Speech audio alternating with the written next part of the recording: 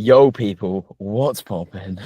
Welcome back to Catabolic Window, episode 101. I believe this is. We might be able to keep track of the episodes for about 2.5 weeks here before we lose count again.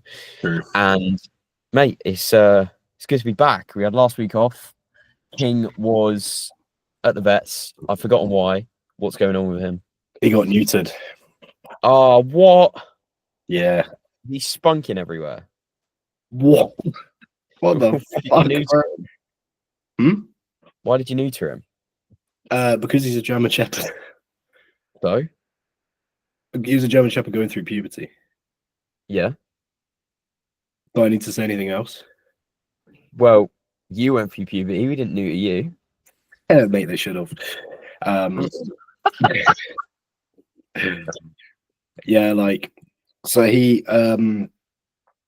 the thing about bigger dogs is the bigger they are, the longer it takes them to grow up. So you have a longer teenage phase, which is really annoying, and it's really hard to train them. And like his food drive would decrease, and he wouldn't respond as well to training, because he would be, thinking of other things. So fucking laid, like laying pipe. Jeez. Mate, have you seen a dog when it like realizes that female dog's in season? Yeah. It's insane. Like they just fucking bolt. They can smell it from like miles away. It's insane. Yeah, it's fun, bro. Yeah, it's weird. But dogs will like sniff female dogs and start salivating and stuff like that. Like it's crazy. But to be fair, like it's the kindest thing to do, because we're not gonna like breed him with another dog, so he's just gonna be frustrated his whole life. So But won't his test drop? Yeah, that's not very nice. No, but he's fine. He wants to have high test, mate. So we have to wait until like you want to leave it as late as possible for a big dog so they can fully form, because it shuts off their test, and I think to an extent their growth hormone. And if they continue to grow, or either it can stunt their growth, or if they continue to grow, their connective tissue can't quite keep up. So you have to make sure that you wait out as long as possible. The parallels to people taking gear here is insane, mate. Honestly, yeah, it's crazy. Like, yeah, but like owning a dog is surprisingly similar to coaching in a weird way. I can see why Joe Jeffrey trains dogs and coaches people, because there's some weird overlaps. Like, it is weird. Mate, him and Matt have just recorded a podcast at Elite FTS. How cool is that? Yeah. Damn. I didn't know they had a pod. Elite FTS? No, Matt and Joe. Yeah, there's a Physique Collective podcast. They do like one a month or something like that. One a month? Lads, come on. I think it's just when they film video content. Oh, okay. Together, that they like sort of do it as a podcast. Does that make sense? No, yeah, on the Elite FTF podcast, which is pretty cool. They have so much. They do so much shit. Physique Collective. Yeah, man. Like, how they keep up with any of it? I feel like Matt's more senior than he used to be nowadays in Physique Collective. What do you mean? Because it feels like, it feels now like it's Matt and Joe, and then everyone else. Whereas before, it felt like it was Joe and everyone else. Do you know what I mean? Like, I get you. There's been a hierarchy. It's the same way that like Tim's moved up in Physique Pro. When it was Team CBC, Tim was under Christian. Now Tim's up there with Christian. I think it's the same with that. They've taken on Luke Harper, haven't they? Yeah, that shocked me. I don't know. Nothing against Luke Harper, but it was literally just, that sounds like I'm like, oh, what a shit coach. No, like, because oh fuck it, we don't care on this pod. Luke worked with Joe Brightman. Joe Brightman shafted him with his deal. What was it like? Fucking Joe got over 50% or something like that. I heard, talk on the street is something ridiculous like that. I know another one similar to that, but in Joe's defense, not necessarily saying that I agree, but devil's advocate, when he took on Luke, like Luke hadn't really worked with anyone to the best. That was a good deal, like at the start. A brand new coach at the start, but then as time went on, it should have been more and more in Luke's favor. Yeah, well, that's the thing. It's like the deal that me and Camille have in terms of payment. Fuck it, I don't care. I'll say it's 20%. So I take 20%. Be ashamed of that, mate. You are. I take 20%. But long term, the goal is to drop that down, because 20% is quite a lot of money when you pull in quite a lot of money. Do you know what I mean? Yeah, yeah. When you'd rather get, I don't know how many clients he's taken on through the academy. Yeah. But say it's, I don't know, fucking 15 now. 20% of that, well, you'd rather get 10% of fucking 40. Yeah.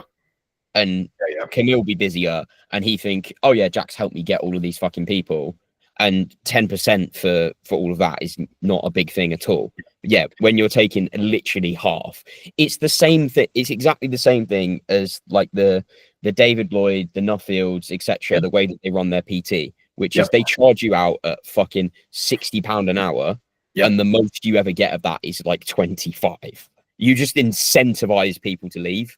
Yeah, because there's an agreement. Like I'm sure the people that take on second coaches have that same sort of thing of like, okay, you can't leave and take clients with you. But when somebody's worked with someone for 3, 6, 12 months, whatever the fuck it may be, just like it is with PT, it's like you might not necessarily plan to do it, but it's either they go without a coach or they carry on working with the person that they built a massive relationship with. They're obviously going to fucking do that, aren't they? Yeah.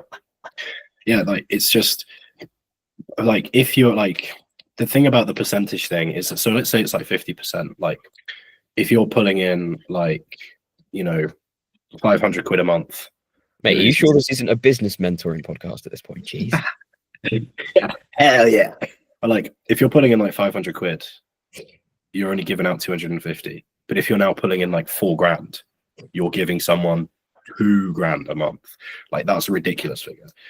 So as you like, for anyone who like, if you're looking at like second coach, if anyone gets offered second coaching, you should, in theory, your percentage should get lower as things get higher. Because you mean their percentage should get lower? Yeah, sorry. Yeah. The percentage that gets taken away. Not the more work you do, the less money you Yeah, exactly. Yeah, bro. Once you've got 30 clients, I take 100%. Like, fuck it. But like, what like once as a like co-coach is paying someone like quite a lump sum every month, it doesn't really make sense to just like, particularly because then that coach is like, well, I'm near capacity, I'm paying all this money, why don't I just fuck off somewhere else? So to keep that person, like, you have to keep them sweet. And that's why, again, like to big myself up, let's go. Me and Camille have talks all the time. And I always say, like, do you want to renegotiate? Do you want to renegotiate? Like, because if he's ever like, okay, Jack, I feel like this isn't a worthwhile deal, I'll be like, well, I want you to work with me. So what can I do to make it a worthwhile deal? And like, I think, again, Tim and Christian, I think they've done that well, because they're now both kind of like 50-50, or that's how the perception on social media is. So I imagine, Tim barely gives anything to Christian, if at all. And I think that's because Tim's worked his way up, and that makes a lot of sense. But I was surprised to see Luke go back into being a co-coach, sub-coach, whatever, team of coaches, particularly a brand that big. But fair enough. I think it's a good move on their part, because I know Luke always talked about competing. I don't think he will. He is that kind of like advanced lifestyle, kind of like people who take training seriously. Maybe they even take gear, but like they just kind of do it to like look fucking good, And I think like he fits that category quite well. And you're not necessarily going to pay. Hands on this guy. Fucking hell. Jesus. But yeah, I don't think people are necessarily going to pay numbers. Do you know any of the other physique pro coaches? Because I don't recognize any of them. Because there's like a ton. I only know, I don't know his name, BRM, because I followed Christian. Is he good? BRM? Mate, he's got fucking big since he did men's physique last year. The thing about taking on that many coaches that quickly is I'm like, it just feels, it just feels weird. Do you know what I mean? It just feels weird. Can you imagine bringing someone else on into your coaching? It takes a fucking long time to be certain. Like, unless it's just been in the works for like ages. Like, well, I know that Christian's coached Luke for like on and off like 3 Oh years. yeah. No, I mean, I know he's secure with. Tim's a good shout. Tom was a good shout. Tom still is a good shout. Luke is a good shout. Hang on, Luke and Tom are beef, don't they? Is that why? I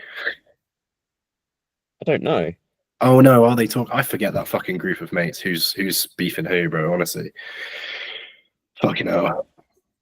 I'm not sure. I don't think so. As far as I know, they don't. No. There was beef there though. Jack Buff, Perrin, and for anyone who doesn't know the WAM, we are the Whamcast 2.0. We're going to talk about the Whamcast. Perrin, Jack Buff, and Tom talk, I think. As far as I know, they don't talk to Pete anymore. We're getting really into gossip now. Fucking hell. Okay, Pete, how's your week? Let's bring this one back. All right, fine. Well, yeah, to be fair, we shouldn't talk about shit we don't know the details of. My week's been good. I came back off a deload. Body weight is like, I'm flat, weirdly, like even after getting back into training. You're not fat, mate, you're just small. Yeah, true. Yeah, I'm just small. Yeah, I'm flat as fuck. Body weight came down, so we upped food. Things are good. Strength's moving okay. Added an arm day because fun. Jeez. That's been good. That's been really good. Really, really good. Yeah. I wanted to run upper lower rest as a split. Just because I really like the idea of that split. But for my body, definitely upper lower rest, upper lower arms, way better. Like significantly better. It's not that necessarily we're running more volume. It's literally that just having a session where you go in and just do arms first, like it doesn't take long. It is basically like a rest day, 'cause it's like an hour session. But that like going in, starting off with rear delts, and then immediately going into biceps, like the quality of work I'm able to get done is significantly better. Even though at the end of an upper, I'm like, I'm not phoning it in, I'm giving it my best shot. It just doesn't compare. Like it's significantly better, honestly. Yeah. You ever run an arm day? I run delts and arms, so like a shoulder press, lateral raise, rear delt movement, and then 2 biceps, 2 tricep. Nice. Oh, yeah, that was still like an hour-long session, even though it was 7 exercises. Yeah, I run. So I start off with rear delts just because, like, fuck it, why not? It's always good. I do cable lateral raise, but I start off short focused, and then I gradually. Jeez, he's breaking all the rules. Yeah, bro. We start off short and then we go more lengthened. Same weight, almost like a kind of like rest pause set, basically. Then after that, I do easy bar curls, then reverse curls because it keeps my forearm tendonitis at bay. Cable curls, length and focus. And then I do dips as the final thing. And they went really fucking well. I was enjoying those. Okay. But even then, like dips being at the end, I still feel pretty fucking fresh. There's a little bit of pec in there. Nothing too crazy, just because I need a bit more chest. Nothing too crazy, but like, it's so nice. It's so fucking nice. Mate, I reverse banded a JM press yesterday, and my elbows were so happy. It was so good, man. Yeah, I banded up. I did the Henry. I banded up a pivot press, and my knees were like, "This is the one, bro." I was like, "Yeah, okay, yeah." Jeez, so nice. But I put barbell back squat back in. Yeah, I fucking saw that. Mate, I was pissing myself on your story yesterday when someone was like, what was it, strong squat or strong bench? And I was like, your knees could never, and you picked strong squat. I have the big squat, bro. I would love a big back squat. I'm gonna try and run it. Emphasis on the try. Yeah. Yeah, like the thing is, I got a lot of pushback from my knees on that, but equally, like, I do have to desensitize my patellas to an extent. Do you know what I mean? Like, I was talking to Camille about it, and I was like, here's the fallout. And he was like, it's hard to say if that's just a no-go still, or if over time it's going to go away. He was like, run it for a little bit, cautiously keep it the same. Don't be stupid with load. So I run it after leg press when I'm already battered, like immediately after. And it's horrible. And I rest. So if you didn't do leg press first, you'd be able to do 4 plates, yeah? Yeah. Oh yeah. To be fair, I'm probably stronger after the leg press than I would be if I did it fresh, because like I can feel my quads and I'm not shaky as shit. But I'm going to run it for a bit.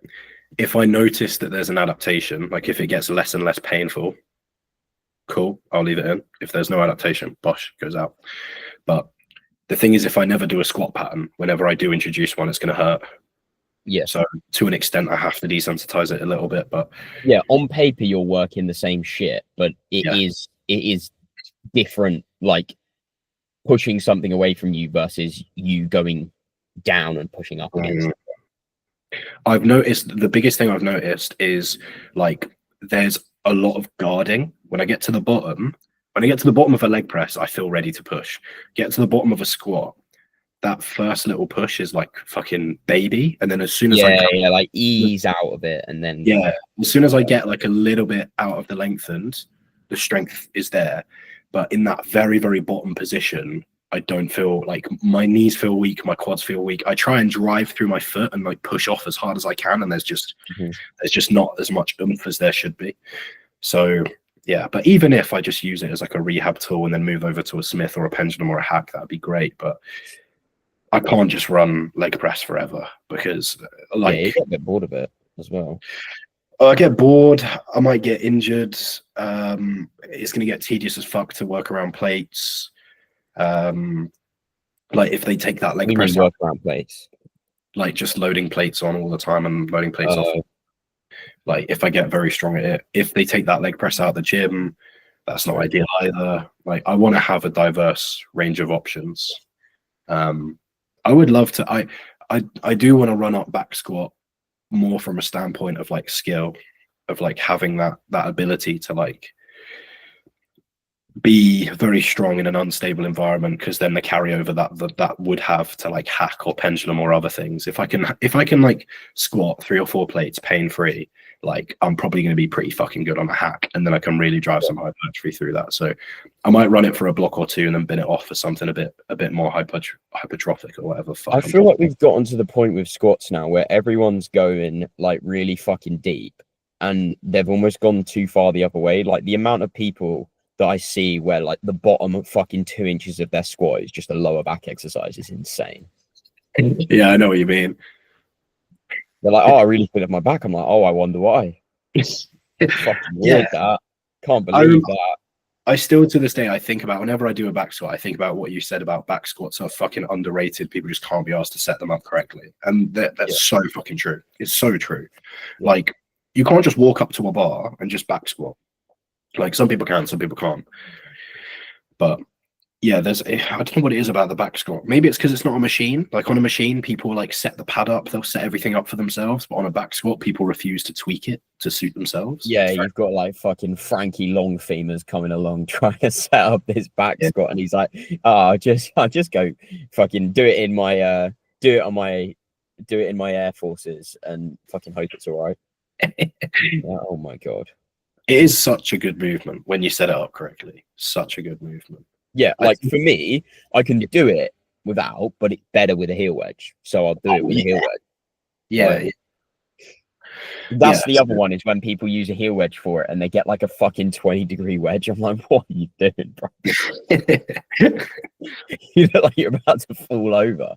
Mate, I saw this one video of it was No Switch Fitness reacted to this guy using like heel wedges. And he was using like a wedge under his foot and then versalifts in his shoes, in squat shoes. And like his ankle was like almost fucking vertical. Like it was so open. It was so into play. It looked like the contraction of a calf raise like the whole time. Like he was going to fall over. And he was there Smith squatting one plate really badly because he it's so unstable. Because he's all of his pressure through his toes. Like he's fucking twinkle toes. Not ideal. No. Not ideal. Yeah. Speaking of heel wedges, did you see James Sutton's story yesterday? No, I didn't. He was doing one of his sessions and he's on the like hip extension bench. Yeah. And he's put a heel wedge on the pad to change the angle of it. Yeah. So it's like he was taking a piss of it. He was like 54 degrees hip extension. Because he's got the wedge on it, so then it's angled like up like that sort of thing. Yeah. And when you do that, it then drops off more in the short. So if you're somebody that gets a fuckload of lower back in that could be handy. Like it's way easier than putting fucking plates and shit under the front of it. Genius. I fucking love James. I love him to bits. What a guy. I still can't believe how jacked he was back in the day. I know. He's a fucking weapon now. Yeah, he looks really fucking good as well. Yeah, he was telling me a story a while ago about how he was on Clen and like his electrolytes were all fucked up for some reason, and he got a cramp in his quad. Yeah. And then he got a cramp in his hamstring. And if he tried to sort out the cramp in the hamstring, he got the cramp in the quad back. So he's there like fucking cramping up for like half an hour and has to call an ambulance. And he's like 120 kilos, fucking 6'5" or whatever the hell he is. Yeah. So they can't get him into this ambulance. Oh my God. Because the second he tries to move, he just cramps again. And they can't lift him. What are they going to do? Give him like a fucking magnesium drip or something? Not ideal, mate. Not ideal. Oh yeah, I wanted to show you. You know, I sent you a Paul Carter. Fuck Paul Carter, by the way. This is the anti-Paul Carter podcast. Yeah. I sent you the. So funny. He blocks you if you make valid points. I'm like, what? You know, I sent you a Paul Carter video and you couldn't see it. Yeah. What did he do? I'm going to screen share it. Oh, okay. Let's go. So here is his S tier pec fly. Upper pec. Oh God. What do we think? It's presenting. It's loading up now. Fucking hell. Cable's lined up. Cable's lined up very well there, mate. He signed up super lengthened. It's very front delt. It's so sagittal. Like it's a really sagittal fly. Do you see what I mean? He does come out reasonably wide, but yeah, I see what you're saying. I just don't see why you would use the cuff there and not fucking around the top of. But look at that front one in the blue shirt. That's crazy sad. It's like a front raise. Yeah. So for people who are listening, go on YouTube first of all. Thank you. Second of all, we do post daily. You know the thing that people do with the fucking dumbbells and they just like raise their arm up in a supinated position. He's basically just doing that on a cable. Basically just doing that. Yeah, kind of. Well, but he sat down to make it more stable or some shit. So we've got Paul Carter here, sat down, doing like a kind of front raise, but he is converging slightly. The cable's at max tension at the bottom, but there's not that much convergence. That position at the bottom is like basically bang on what you would have if you were doing face away cable curl in terms of the arm position. Yeah, but it's so. I mean, am I crazy? This is the most front delt I've ever seen a upper pec fly ever. From somebody who should actually know how to do an upper pec fly, yeah, absolutely. Yeah, that's nuts. That's nuts. It's just very weird. This kind of is the classic example of like over-engineering something to the point of it being just a bit shit. Like, I don't mind over-engineered lifts. Like Ben Yanes, I love you, mate. You do over-engineer stuff, and I'm sure you know. Like when mate, did you fucking see the other day? This looked really interesting. He did a landmine single leg dumbbell RDL. Who's this? Yanes? Not a dumbbell. Because it's with a barbell and it's on a landmine. What the fuck are you talking about? Yeah, you'll probably be able to pull it up if you go onto his page. It's the how to grow upper glutes post that he did. Here we go. Hang on, let me screenshot. Got a woman's ass on screen. Lovely. Yes. There we go. Okay, here we go. This one, yeah. Yeah, I'm like, that looks really fucking interesting. That looks good. That's an interesting. Because the weights, like you see how he's reaching across there. Yeah. It's not just that it's challenging hip extension. He's on that one leg, so it's also the weight is then over that one leg in an adducted position. So then the abduction components of the glutes can fight that. And shit. So he's then getting like that external rotation as well. It looks like fucking triple whammy, mate. Wow. Yeah. Holy shit. I see what you mean now. It's a bit nicer with a cable, but that looks a hell of a lot better than doing it with a dumbbell. That sensation would be insane because of literally, like you are abducting the entire time to resist that weight. Yeah, buddy. Holy shit! Yeah, It there looks is very nice. a bit of rotation in there. Like, this is what I mean though. Like, Ben will come out with something over-engineered, but like, there's application for it. Like, It's not that hard to set that up. no, not at all. But like, he did the standing seated calf race. Yeah, that looks interesting. Yeah, there's some classic ones he does, like okay, here, like the nipple height lateral raise. Not bad. No, not a fan. I don't mind it. It's a bit weird. I haven't tried it. Looks It's funky. weird. Like, I mean, he's like not wrong. You know, like that is super lengthened. I'm not sure there's that much need I for feel it. like it's gonna, in people that can't train that well, it's just gonna encourage a lot of scap. Yeah. It's very lengthened partial. But another thing he does, I can't find it, is here we go. Like using Yeah, I've done that before to see if it made my elbows any better. what's the word I'm looking for? Is it a constraint? Yeah. That's using a constraint. So here we've got for audio listeners, sorry, we've been terrible. We've got Ben doing a single arm tricep pushdown, and he's got a band going from where his bicep meets his forearm, so the opposite of your elbow. If I'm honest, I'd probably just use the other side of the cable stack and fucking pull that guy up. So and then a cuff around it, because the band's still going to have a bit of play in it. Yeah. So he's got that pulling back on his arm. So This isn't something that I would do for any reason other than your elbows are fucked. Yeah, like most people have the skill to stabilize that. Yeah, like I'm sure from like a laziness and sensation, and like if it's really heavy or if your elbows are a bit shagged, something like that feels good. This is what I mean about Ben, is like Ben will do something you could argue is a little over-engineered. Pull up Dr. Mike's page as well.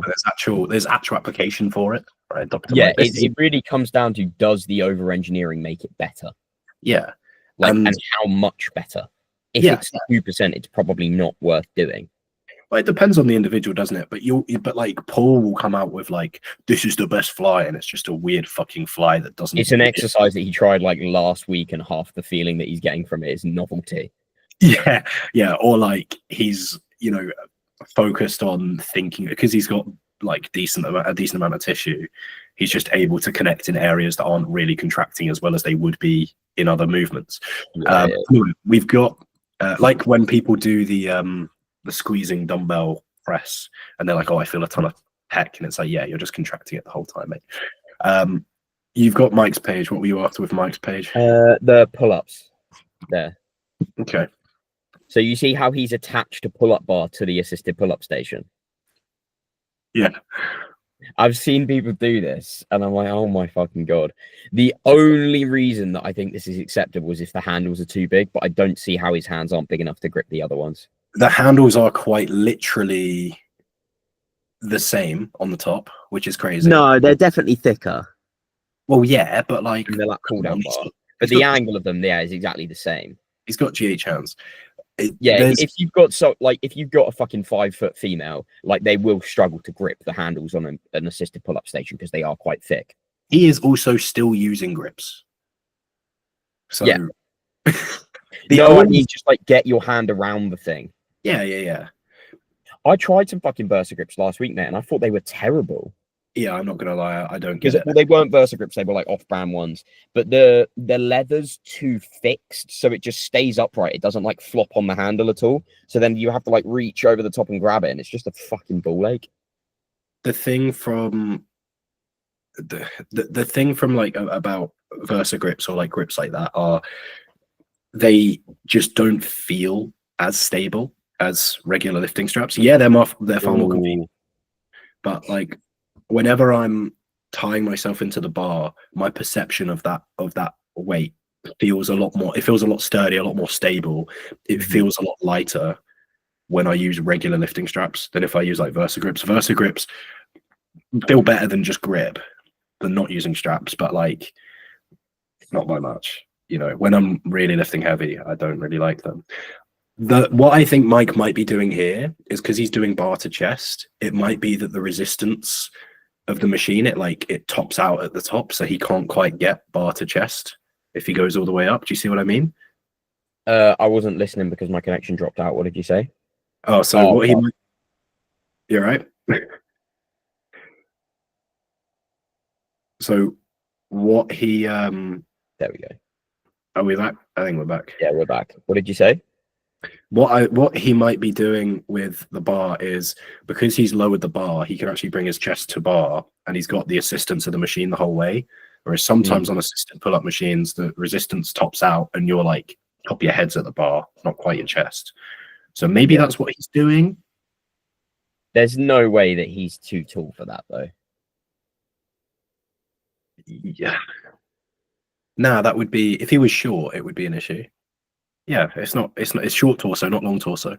He can't bring his chest to the bar before the machine tops out. Oh yeah, I see what you're saying. Okay, maybe there's that. Maybe there's that. But he's like the same height as me, and I don't have that issue.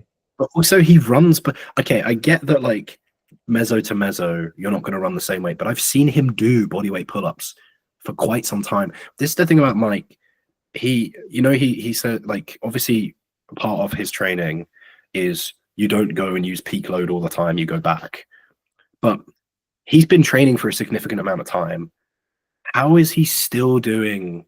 Do you know what I mean? Am I crazy? How's he still doing assisted pull-ups? Well, what does he weigh? Isn't he like 200 pounds? Something like that, yeah. There's a lot of, like, when you get that heavy, it is just very fucking tough to do unless you're fucking JP. I don't think there's many people that could pull 300 pounds up. Do you know what I mean? Well, he's not 300 pounds. Yeah, but relative to Mike's not. I don't think Mike's actually that strong. No, he's not. Bless him. That's the thing. I mean, here he is doing bodyweight. Here he is doing weighted. Yeah, I see what you're saying. It was pretty high rep from memory. I think I scrolled across and it was like 17 reps. Fair. I don't know, just very weird. Also, yeah, I feel like if you're able to do a good amount weighted and bodyweight, then you should be able to. Yeah. Can we just talk about the alignment in that top position as well? Like, fuck me. Oh, ouch. Should we talk about his seated ham curl? Best not.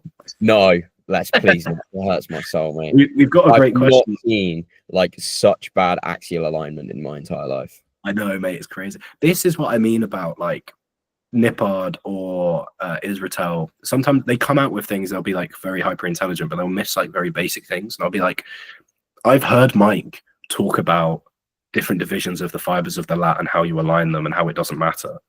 But then I'm like, okay, I'm sure, like, it sounds like you grasp that concept. And he grasped the idea of like foot position on a leg press or using heel wedges and how that can make you more, put more torque through the knee and therefore be more quad dominant. Sure, cool, I get it. That's good, Mike. But then he still will like miss, like, hey, put your knee in line with this on a ham curl. Do you know what I mean? It's just very strange things that they miss. It's like, have I talked to you before about Jeff Nippard with the cuff laterals? I feel I remember it, but I don't remember what it was about. Do you know what I mean?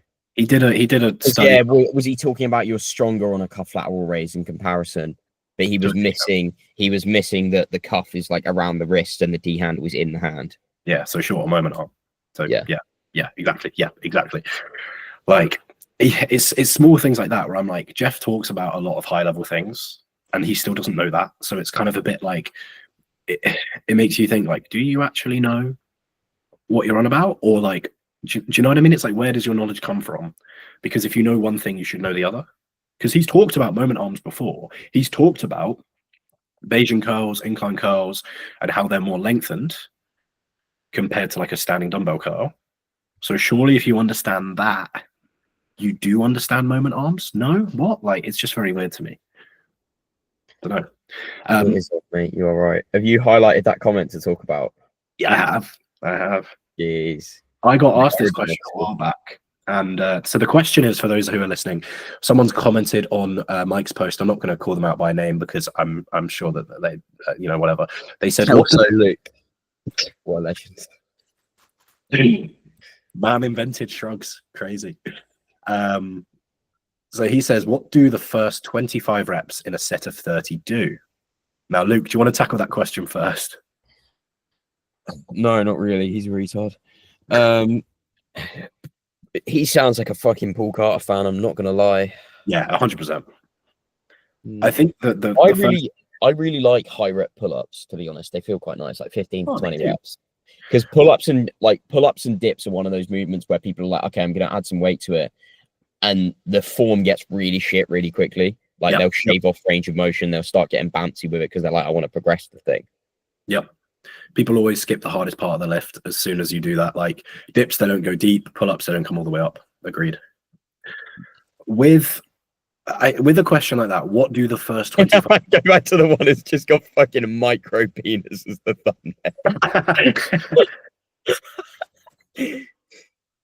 thumbnail. Okay, mad. Nice. So yeah, with that question, right? It's kind of the question's kind of wrong. It's an invalid question. It's like, what do the first 25 reps of a 30 set do? Well, it's not really what they do. The question should be like, what is the value of a 30 rep set in general, right? Because it's not that they like stimulate some form of direct hypertrophy. It's more that by picking a weight that allows you to do a 30 repetition set that's near failure, you gain certain benefits or you avoid certain issues that may have come about from having a lower repetition set. So it's not really that those reps do anything. It's that they kind of almost, they are a warm-up, but that's not necessarily a bad thing. Do you see what I mean? Am I getting at this? Am I making sense? Yeah. Well, something that works really well for like if you're short on time is almost like a reverse pyramid approach to your set. So like you do one warm-up set and then you do a fucking 20 rep set. You're warm by the end of that. Yeah. And then you do a 15 and then you do a 10, and it doesn't have to be those exact numbers, but you get the point. That works fucking really, really well and saves you a bit of time. Yeah, I like doing that for like a lot of pin loaded machines, like arm delt stuff. Like on my rear delts, I'll literally like kick it off with like a 20 repper and then just do 2 or 3 sets on the same weight. And as long as my reps are above 5, I'm chilling. Like if I hit a real issue and things feel a bit iffy, I can just drop load. But for the most part, like just fucking keep going at it. There's no reason. I think because of top set back off, a lot of people are scared to do things that way around. But there is, to kind of answer that question, there is a lot of benefit in not just continuously hammering load and really low rep ranges, like the potential lower risk of using lighter weights. If your form is a little bit iffy, again, it's harder to kind of maintain, really, particularly if it's like a really, really difficult movement that requires you to do a lot of things, particularly if you're not very practiced at it. Like if I go and do some overhead pressing, I'm not going to go do sets of 5 because I haven't done overhead pressing in a while.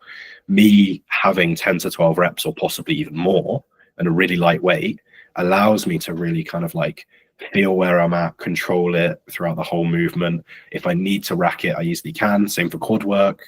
Like I used to do a lot of high rep quad work because it was a great way of giving myself a pump, weakening myself for the session.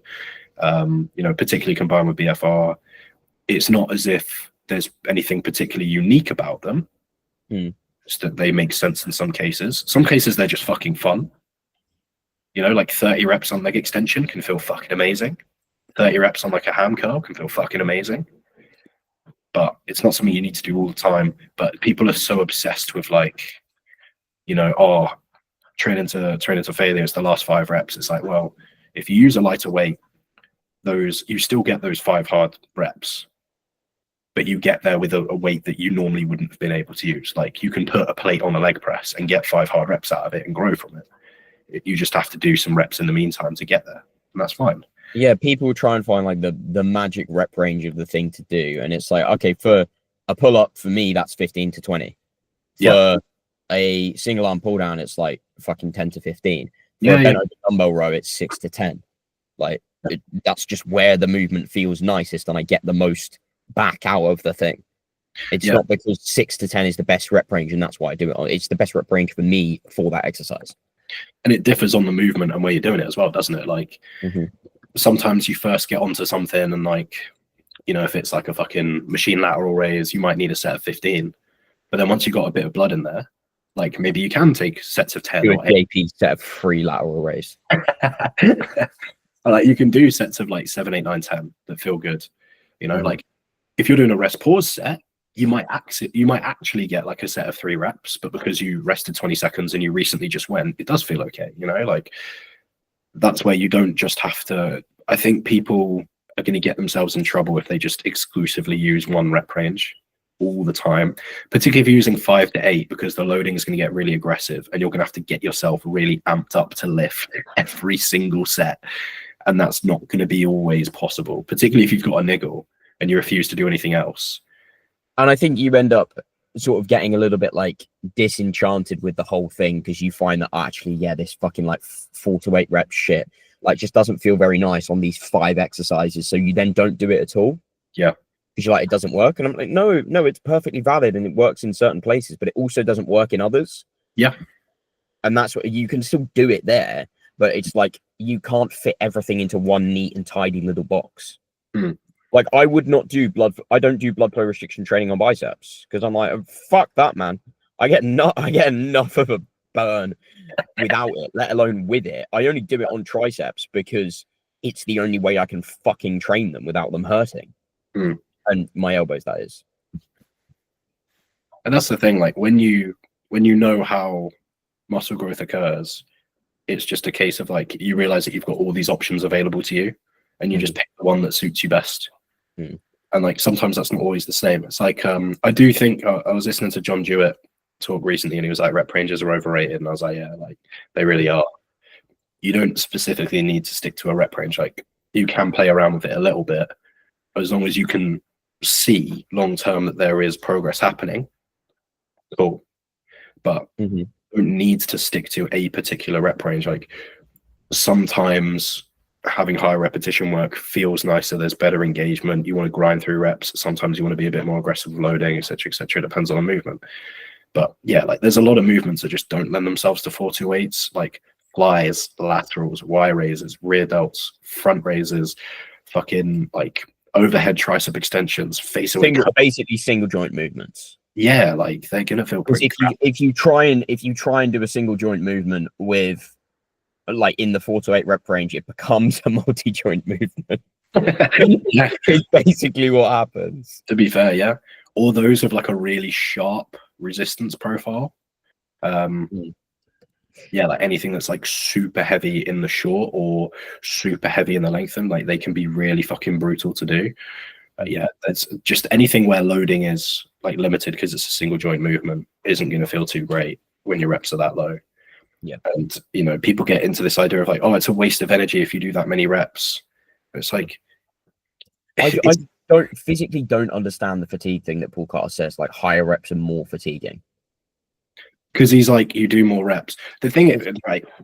Yeah, you do more reps. But his whole principle of doing 4 to 8 is based on the idea that the last 5 reps are different to the others. Yeah. So then you can't make the claim that you shouldn't do 20 before that because it's more fatiguing because you do more reps. You've just said they're different. They're not the same. So it's like fucking you're using 2 opposing pieces of logic. The last 5 are different and better, and the ones before that are worse. But that doesn't marry up if you then say that you shouldn't do them because it gives you the same amount of fatigue because you're doing more reps, even though it's a different thing when it comes to the reps. It's fucking weird.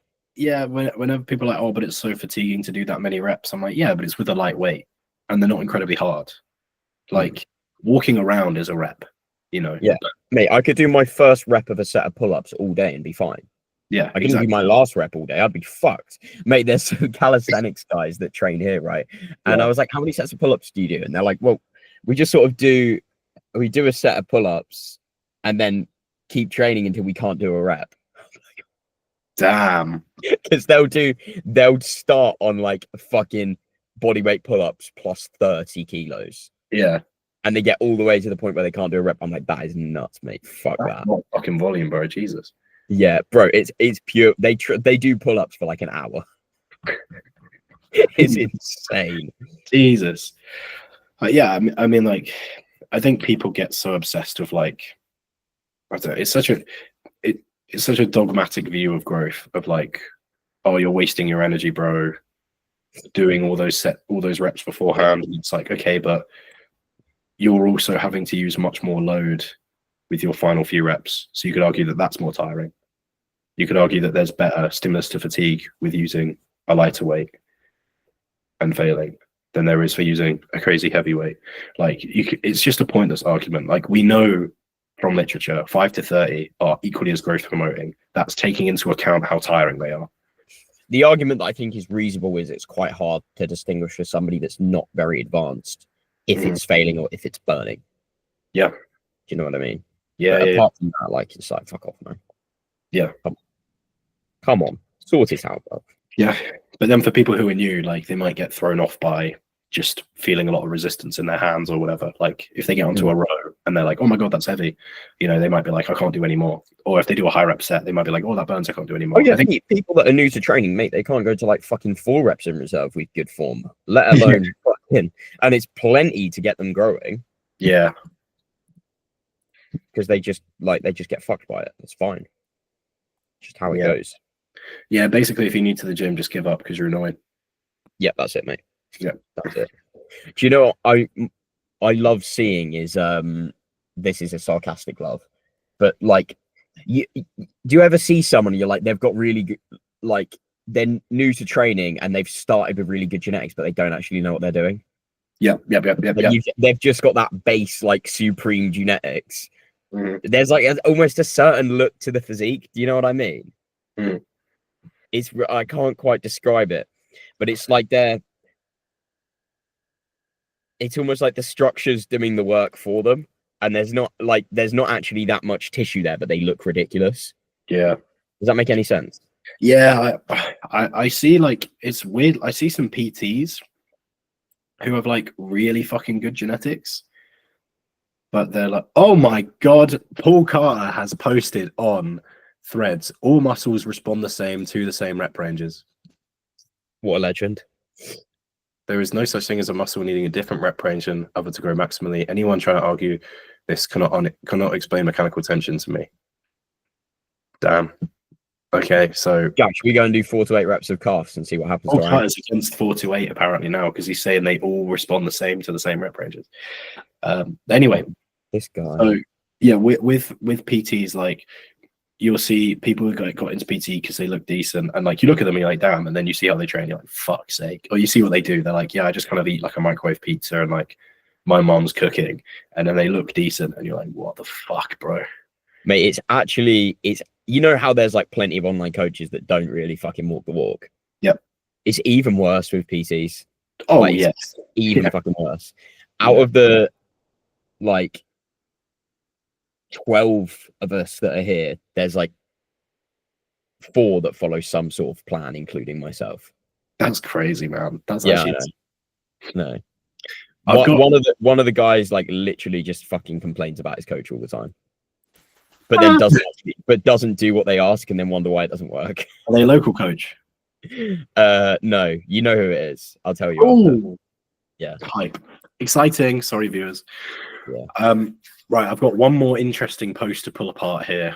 Okay, this has actually been this is. Luke and Jack critique the industry. Well, we rip people apart. We rip famous people apart. Should I say who it is who's posted this? Yeah, you might. It's on social media. All right, it's Josh Bridgman. Oh, okay. You're on the chopping block, mate. Okay. No. You aren't eating enough to lose body fat, it says. Oh, for fuck's sake. Your metabolism has slowed down. You need a metabolic reset. You need to eat more food. You need to focus on training harder and smarter. Okay, I can agree with that. You need to spend time doing this, not a 1-month fix. Yada, yada, yada, call to action. Okay, so Luke, your metabolism has slowed down. You need a metabolic reset.